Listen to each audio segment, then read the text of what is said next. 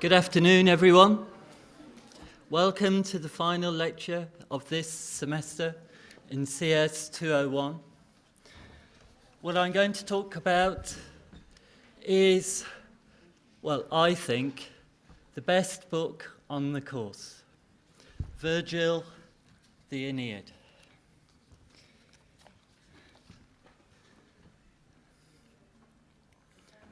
Arma virumque cano,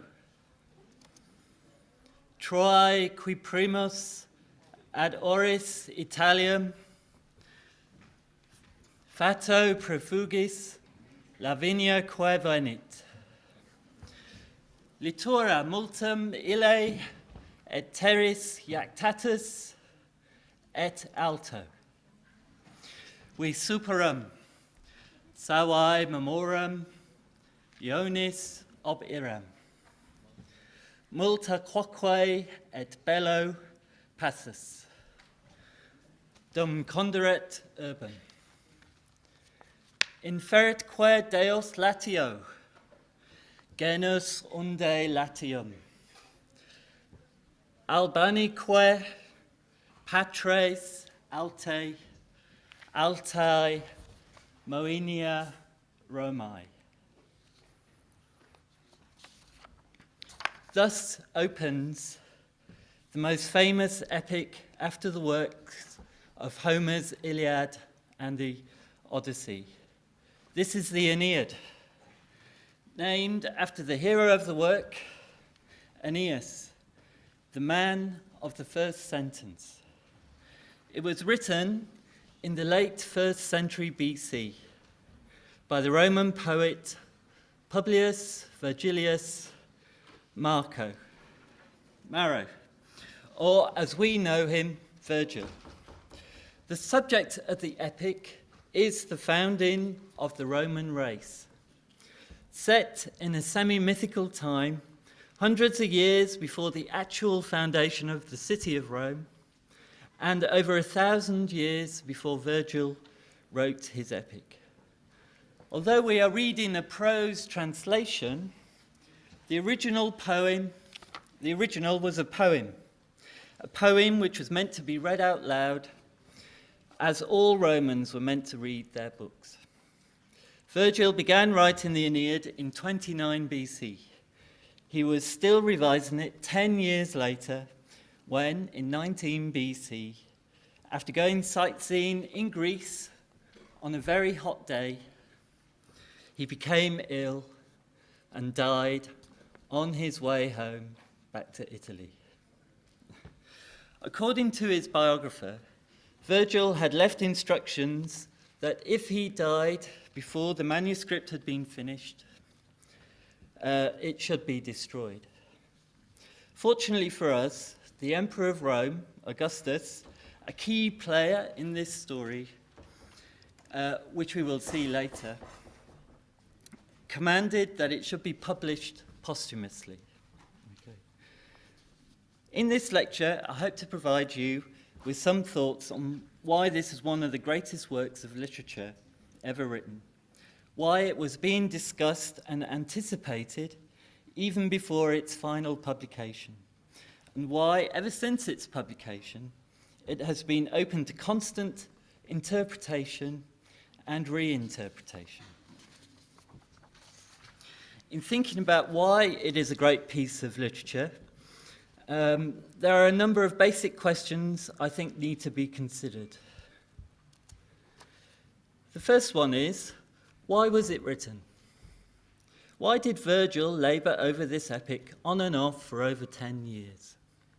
Secondly, what was the epic about? What was it trying to convey? Pure entertainment, or were there deeper messages involved? Thirdly, why has this poem endured for over 2,000 years? Why is it probably the most interesting book you will read on this course? Where to begin? Well, as with many other epics, the opening lines give a basic outline of the story, the bare bones of what this epic is about. Here, Virgil has been able to cleverly sum up the subject matter in the very first phrase, arma et virumque. I sing of arms and the man. This serves as a kind of manifesto of Virgil's aims in the epic. Let's investigate the meaning of this phrase further. I sing is a deliberate reference to the traditional way in which epics were presented, in that they were sung by a professional poet. This was not always the case in Roman times, as I've mentioned. Wealthy people were now able to own their own books, and these books were always read out loud. Okay. The significance to the act of singing is that it is a deliberate reference to the traditions of the poet Homer. Okay. All Romans, especially the educated, knew intimately the works of Homer. That is his two great epic poems, the Iliad and the Odyssey. In fact, the Aeneid references these works in a myriad of ways, from the language and stock phrases of epic writing to the complete repetition of certain scenes taken from the work of Homer and reused in the Aeneid. The use of the terms arms and the man refer to the two very different halves of the Aeneid storyline, which I will come back to in a bit. Other key themes of the book are highlighted in the first 6 lines. There is the unrelenting anger of Juno, the goddess, equated with the Greek goddess Hera. Because Hera was a key figure in the Iliad, okay, and in converting Hera to Juno, Juno provided a convenient cause for much of the plot as she tries to thwart and punish her enemies, that is, the Trojans and their leader Aeneas. The next lines highlight the suffering of Aeneas and his respect for the gods. They also indicate, thus, the Stoic philosophy that provides much of the philosophical framework to the book. Finally, the last lines remind us of the importance of Aeneas in founding the Latin race and setting the future conditions for the foundation of the city of Rome. Here we have a representation of the family of Aeneas fleeing the city of Troy. Okay. The first 6 books deal with the man, the hero Aeneas, a Trojan hero, known from the Iliad, and these first 6 books recount the exploits and the wanderings around the Mediterranean of a band of Trojan fugitives led by Aeneas following the sack of Troy. These Trojan refugees included many warriors and their families. Aeneas himself travelled with his father Anchises and his son Ascanius, aka Iulus, as they are represented here. Okay. Note that Aeneas is carrying his father, his old, weak father, on top of his shoulders there. So this gives you a visual image of the strength and power of Aeneas as a hero. Okay. In telling the adventures and travels of Aeneas and his companions, Virgil echoes closely the wanderings of the Homeric Odysseus. In this case, the thrust of the narrative is concerned with the journey of the hero Aeneas and his companions in search of a new homeland. Unlike in the Odyssey, the places Aeneas and the Trojan followers go to are all named real places, okay? And we can follow the route of those fugitives from the city of Troy via Sicily and a long stopover in Carthage before they proceed back to Sicily and up to Italy and the future site of Rome. Okay. The second part of the book is very different in character to the first half. This is concerned with arms.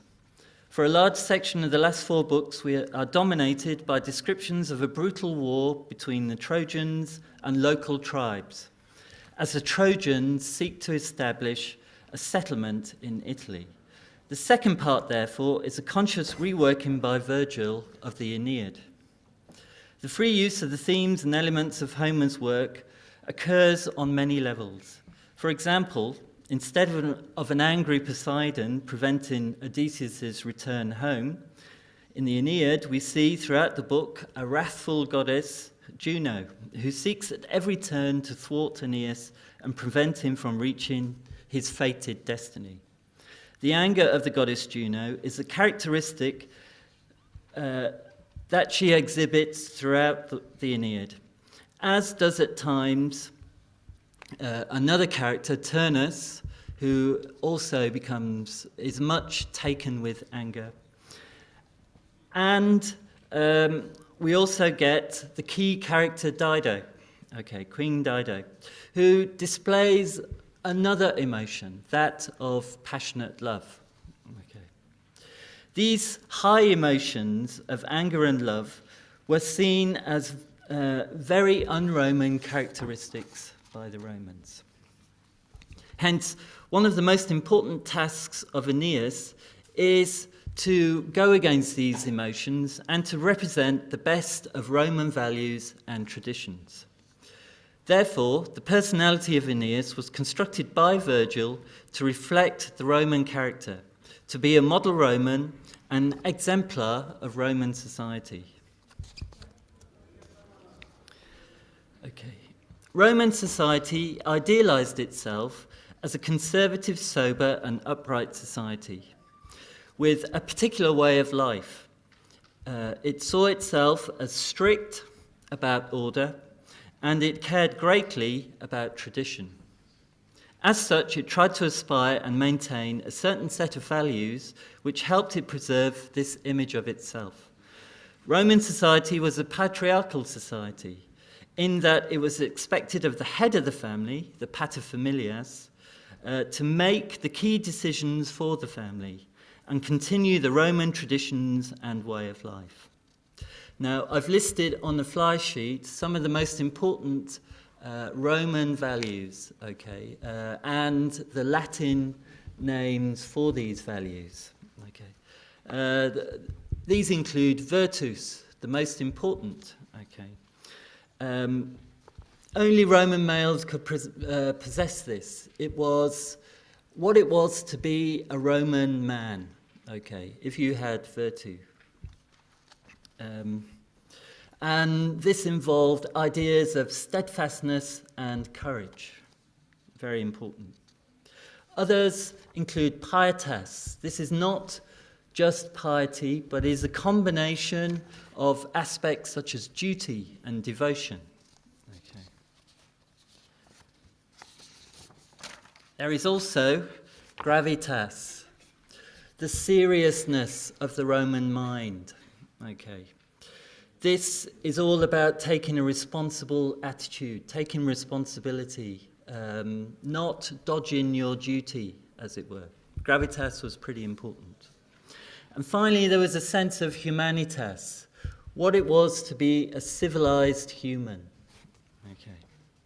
And so, as we see in this slide, here is a statue of the essence of what it was to be a Roman paterfamilias, the head of a household, a strong, sober-minded, cautious, traditional Roman male. Here we see him shown with the busts of some of his ancestors. Respect for the ancestors was a key aspect of Roman society.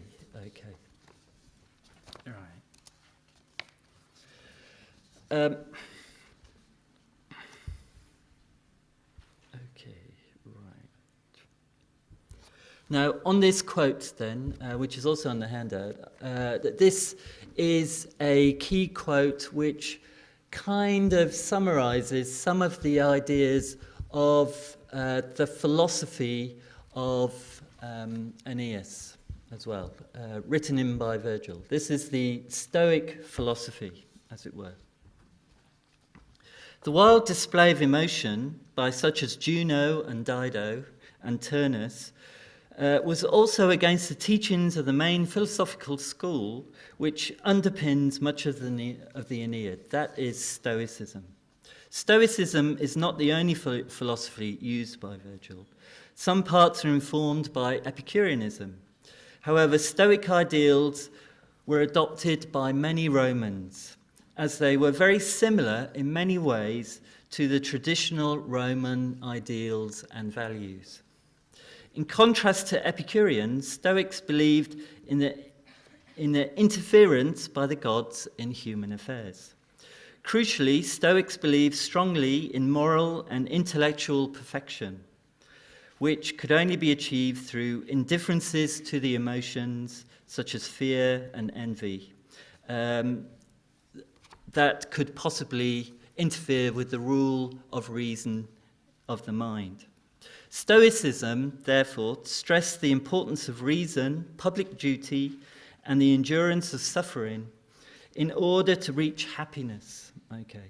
Happiness, which was probably something you may achieve in the afterlife. So, in contrast to Lucretius, the philosophical ideas of Virgil in the Aeneid return to fate and destiny, interference by the gods, the importance of living a good life ready for the next world, the afterlife. Okay. Right. This leads us on to the next part.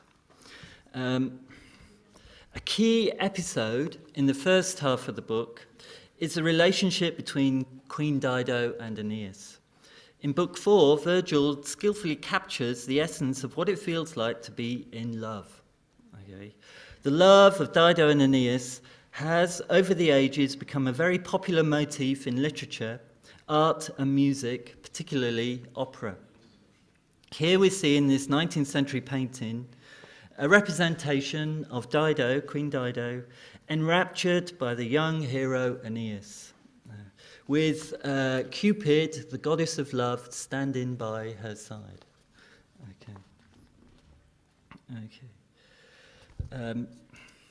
In this earlier 17th century painting, Dido and Aeneas are shown engaged on the hunt in which Aeneas is married to Queen Dido.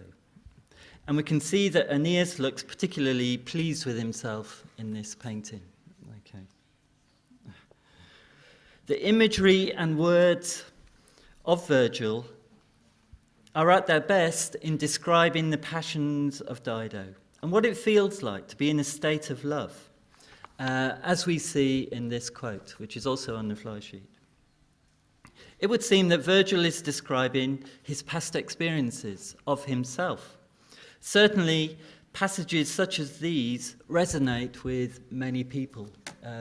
If you are ever strongly in love, I think that you will feel the same feelings as are expressed in this quote of the actions of Queen Dido. It's very strong, poetic stuff by Virgil. However, it all ends badly. Aeneas is reminded of his destiny and of his duty. The philosophical values of both Epicureanism and Stoicism are in agreement over the loss of control that passionate love can bring. It has to end. Aeneas, as a true Stoic, a Trojan hero, and as a proto-Roman, can control his emotions and carry out his duty. Dido cannot, and succumbs to the fallout and commits suicide. In this regard, she follows a near contemporary example of Queen Cleopatra, who committed suicide rather than submit to a victorious and dutiful Roman, that of the Emperor Augustus, who had defeated her and her husband Mark Antony in a battle the year before the Aeneid was begun to be written by Virgil. Okay. Book 6 is a turning point of the whole poem. It is essentially the transition point from the Odyssey to the Iliad.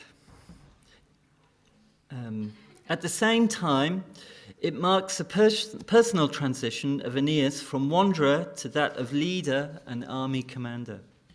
As a consequence of meeting his father, it also marks a change in Aeneas himself, from refugee with an air of despair and sorrow to a sense of mission, purpose, and responsibility.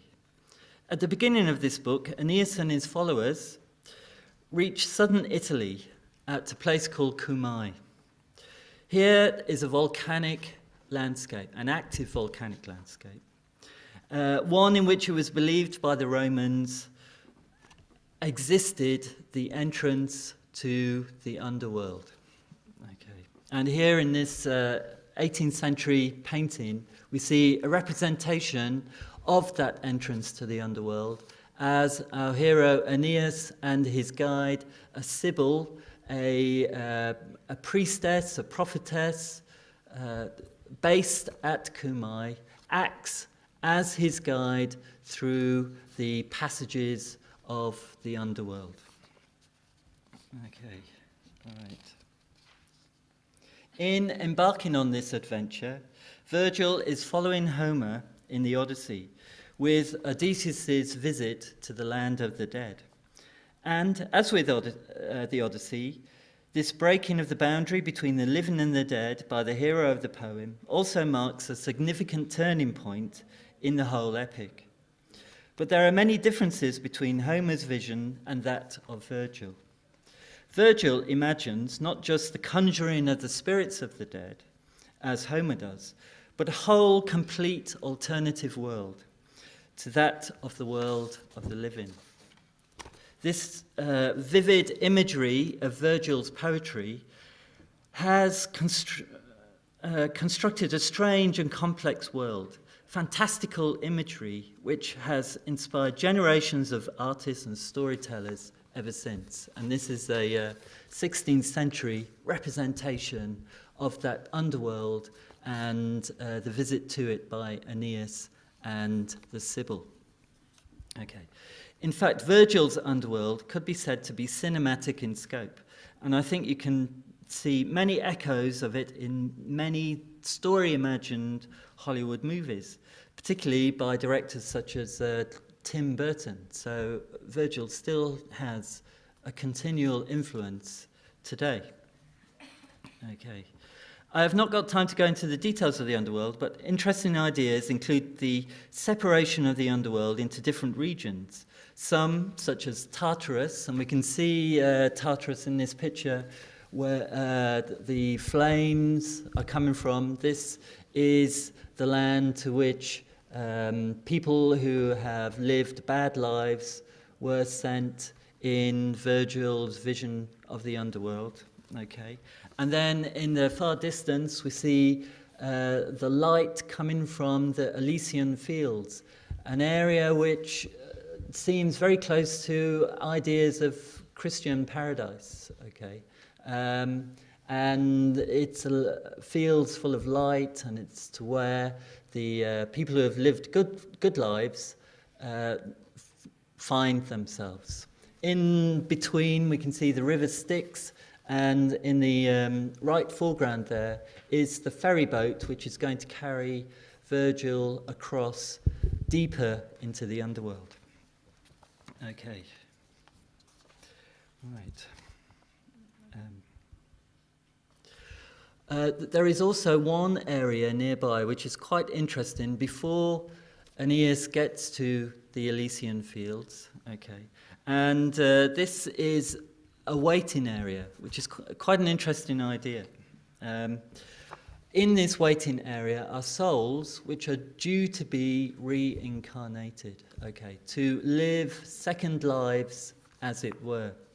This suggests that people who went to the underworld, particularly the Elysian fields, this wasn't a permanent residence, but that they could expect to be reincarnated at some point in the future, which is a new evolution of the ideas of what happens in the afterlife.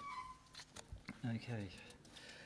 What it does suggest is that Virgil was also influenced by other religions, mystical religions, Eastern religions, and other ideas, philosophical ideas, such as those of Pythagoras, in conjuring up these images of what the underworld was like.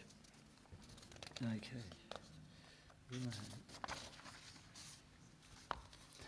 Right. Having said this, as with Odysseus and his meeting with Tiresias, the point of the adventure is for Aeneas to obtain information which will change the course of the story.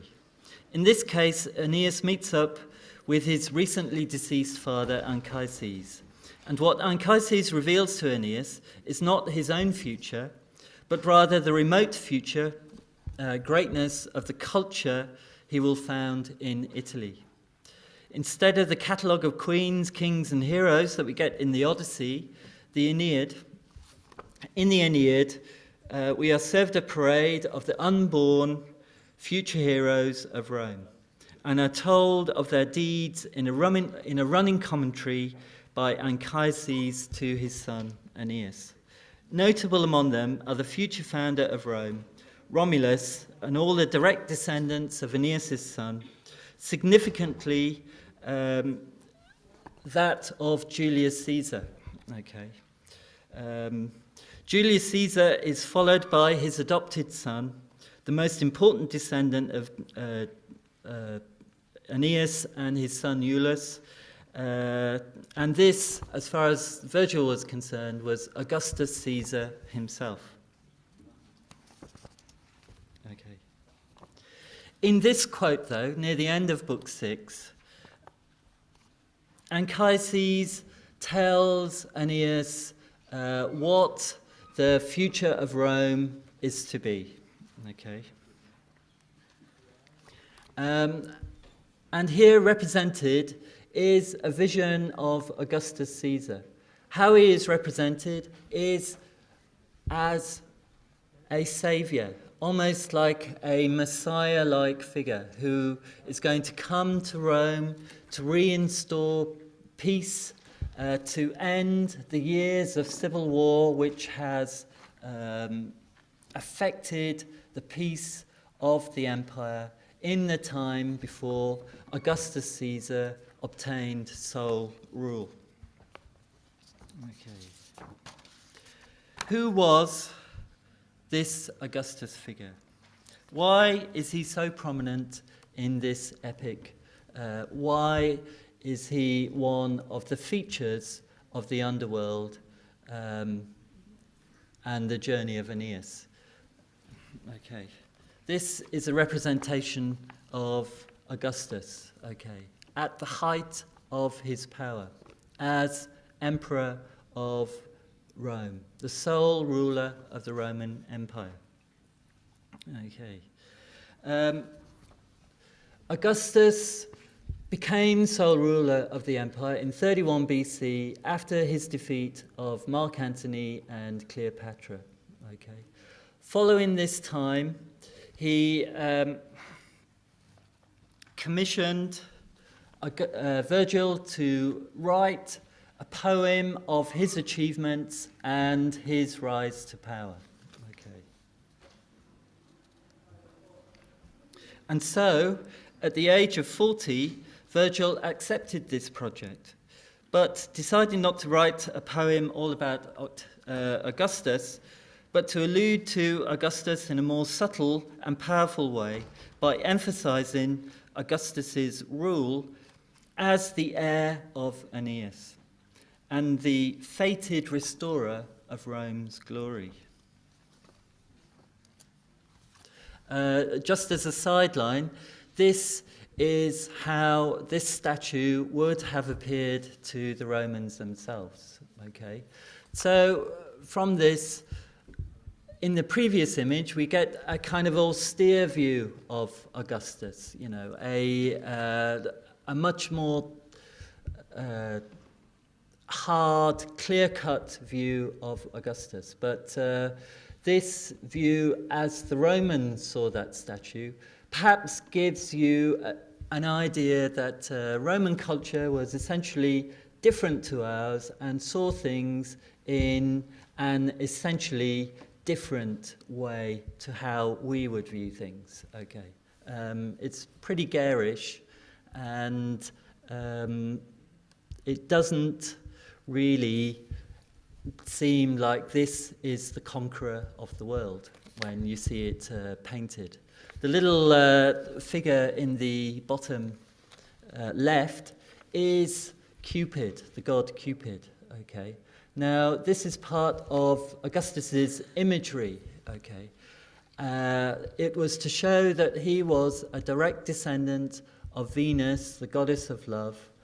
Venus is the mother of Aeneas and plays a substantial role within the Aeneid. So throughout Augustus's life, he cultured a careful image to highlight his links to Aeneas, to Venus, and to display himself as the true and rightful ruler of the Roman Empire. So it's key in that regard. The writing of the Aeneid and the construction of the image of Augustus wasn't the only thing that happened at this time. What we also get is a renaissance in the other arts, such as temple building. This one is in the south of France, dating to the time of Augustus, and dedicated to the worship of Augustus's nephews. Okay, so Augustus, as Emperor of Rome, is an important revolution in how the Romans saw themselves and how they saw themselves as a world culture, a culture of equal importance to that of the Greeks. Here we have a map of the empire at the time of Augustus. Okay, and as you can see, it spread right around the Mediterranean. All the areas in red and pink are those directly ruled by Rome. The areas in light yellow are those which are indirectly controlled by Rome. But what you can see is that Greece is now ruled by Rome. It's part of the Roman Empire. Okay, and this is an important point because one reason why Virgil decided to imitate and copy the work of Homer is or was to demonstrate that Rome had now come of age, that Rome was a powerful culture equal to that of the ancient culture of Rome, of Greece rather, that it had a right to its own literature by copying, by imitating the style of Homer and the works of the Iliad and the Odyssey. Virgil was appropriating, taking over that Greek culture and identifying it with this new, bold culture of Rome. Okay. All right. Okay. It can also be seen that the appropriation of this Greek culture by the new all-powerful culture of Rome overthrew the dominance of Greek culture. Greek culture was now under the control of Rome, as were the former territories ruled by the Greeks. In sum, this future event, as related in the Aeneid, the dominance of Roman culture, would be chiefly of a different form to the dominance of Greek culture, as clearly foretold by Anchises near the end of Book 6, where, at the end of the procession of heroic Roman conquerors, he proclaims this to Aeneas. Roman culture will not be like that of the Greeks, based on sculpture and science, but on the art of taking control and governing the civilized world to ensure a long-lasting peace. To do this will not be an easy task, and Book 6 ends on some important notes. This is a suggestion by the fate of the son of Marcellus, who was from a prominent Roman family, but didn't succeed to manhood, didn't fulfill his promised destiny. And so it shows that Rome's road to glory will not be straightforward, that there will be suffering by the Romans along the way. Okay.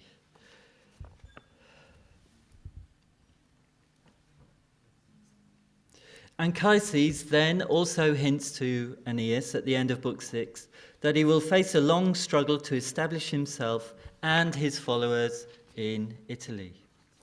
This leads on to the Iliadic half of the book, from 7 until 12. Through a number of episodes, it recounts the wars against the Italians, led by their leader Turnus, a mighty warrior, huge in size and stature, and who had been betrothed to Lavinia. Lavinia was a daughter of the king of Latium. And Turnus was promised her hand in marriage until Aeneas turns up with his followers, his Trojans, in Latium, and the king of Latium then changes his mind and promises Lavinia to Aeneas. This, as you would imagine, greatly upsets Turnus, and essentially a war breaks out between Aeneas and Turnus over the hand of Lavinia. A great deal is at stake with the marriage of Lavinia. Whoever gets to marry Lavinia can then rule this area of Latium in the future. So it's not just the marriage. All right. Now, the emphasis of large parts of this second half of the book are on the toughness of the struggle by the Trojans to establish a new home and a future Roman race. Many heroes on both sides are slaughtered in a grim succession of battles. Some of these battles and the descriptions of them are very graphic, quite blood-curdling in the myriad of ways in which people could be killed. It's quite appalling. Right. For a large part of this second half of the book, there is fury. A sort of madness in the characters, epitomized by the personality of Turnus, who plays a large part in this second half of the book. Turnus can be seen as a tragic character in some ways. He also serves as the nemesis to Aeneas and as a symbol for many of the enemies of Rome in Roman history, such as Hannibal and the Carthaginians, which Rome defeated in the century before Virgil wrote the Aeneid. Both Aeneas and Turnus seem to compete in a number of heroes they can slaughter. But it is not until the very last book, Book 12, that they finally come to meet each other in the dramatic and climactic final at the very end of Book 12. This ends the book and the whole epic, and for a number of reasons has been the subject of intense debate. Okay, right. So, I would like you to consider the end of this book. The action of the stoical Aeneas, and how he reacts to Turnus. Okay. I also want you to think about, is this the best way to end such an epic? Okay, such an epic which has ideas about what it says of the image of Augustus, what it says about the morals and ethics of the Roman people.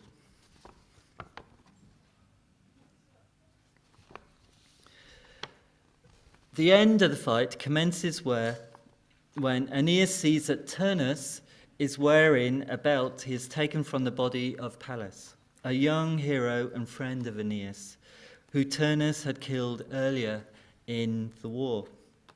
Aeneas feasted his eyes on this spoil, this reminder of his own wild grief. Then, burning with mad passion and terrible in his wrath, he cried, "Are you to escape me now, wearing the spoil stripped from the body of those I loved? By this wound which I now give, it is Pallas who makes sacrifice of you. It is Pallas who exacts penalty in your guilty blood." Blazing with rage, he plunged the steel full into the enemy's breast. The limbs of Turnus were dissolved in cold, and his life left him with a groan, fleeing in anger down to the shades.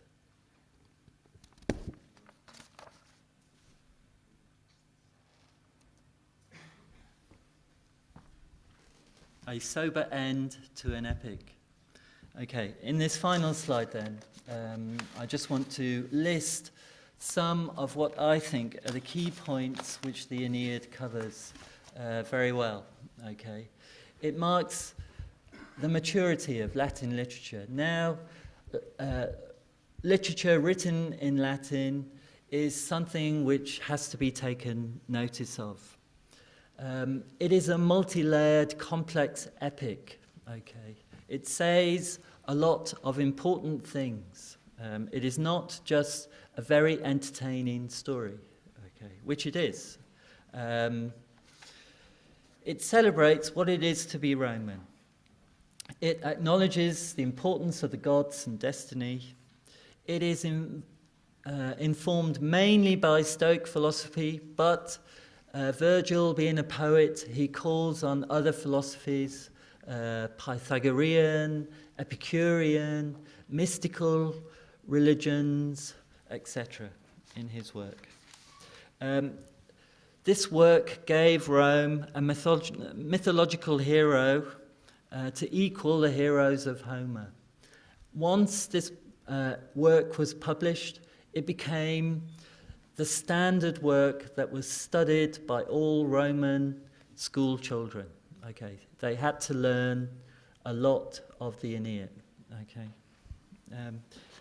and finally, by imitating the Homeric tradition, Virgil validated and reinforced the legendary links of Rome to the mythical city of Troy, thus establishing Rome as an important and historic city, which had the right to govern a large Mediterranean-wide empire. Okay, thank you.